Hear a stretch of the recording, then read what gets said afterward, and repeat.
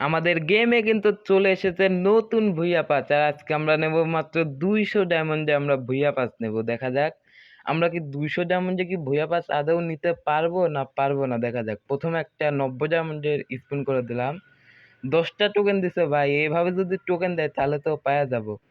আর একটা যদি আমি 200 ডায়মন্ডে আমাদের এই ভুইয়া পাসটা যদি নিতে পারি, তাইলে তোমরা সবাই চ্যানেলটাকে সাবস্ক্রাইব করে দিবা। আচ্ছা, যদি 200 ডায়মন্ডে নিতে পারি তাহলে সবাই সাবস্ক্রাইব করে দিবা। দেখা যাক এবার 90 ডায়মন্ডের মারবো না 9 ডায়মন্ডের মারি, নাকি 9 ডায়মন্ডের, 9 ডায়মন্ডের না 90, 9 ডায়মন্ডের মারি, কি বলো?